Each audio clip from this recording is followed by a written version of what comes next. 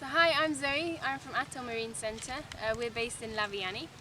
Today I'm going to show you how to rescue a turtle. So I've got a turtle here that's been caught in a net, and I'm going to do a few scenarios to show you guys how to rescue it properly.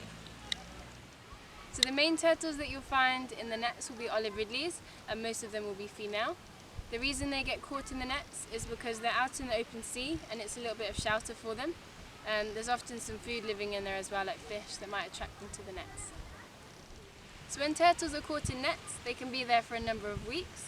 So what you do within the next 5 to 10 minutes is really important, so it's crucial that you stay calm and don't rush.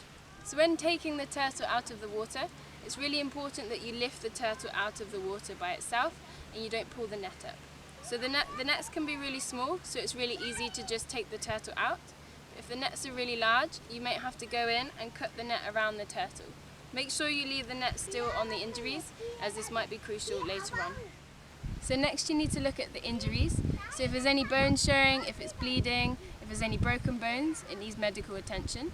And then you also need to look at the eyes and the carapace. So if the eyes are very sunken, it's dehydrated and skinny, and it will need to go to a turtle rehab centre. And also looking at the carapace, if it's badly damaged, it will also need to go. The carapace can protect it from sun damage, so it's really important that this is fully healed before they go back into the sea. So it's important that you're safe around the turtle. So turtles are really strong animals and they can have a really nasty bite. So if they're quite small turtles, you can lift them out by just going underneath the armpits and lifting them out like this. But sometimes you can come across turtles that are over 30 kilos and you need to lift it from behind the head and near the tail, just like this. But you need to be careful of the beak. It can be very sharp and could probably take a finger off if you're not careful. So when the turtle is on the boat, the next thing you need to do is look at the injuries. So you need to look at the net. So is it digging into the skin, and is it holding any blood in? If it's holding any blood supply in, you need to leave the net on and wait for a professional to do it. But if it's not, you can just cut it away with a knife, just like this, and remove the net. If you've decided that your turtle is fine and does not need medical attention, you can then release it into the water. But you need to check for something called buoyancy syndrome first. So this is caused by stress or by infection. So if this is the case, they need to go to a turtle rehabilitation centre. So to test for this, you just put it in the water. If it can dive down fine, then it's already in the ocean anyway and it's perfectly healthy. But if it doesn't dive down or it keeps popping back up to the surface, it's then suffering from buoyancy syndrome and you need to take it to a turtle rehabilitation centre. So now my turtle, I've decided, needs medical attention, and I'm not comfortable removing the net from the neck. I think it might be holding in a blood supply, so I'm going to leave it on. So if this is the case, I then need to transport the turtle. I need to call someone and make sure I have somewhere for it to go to.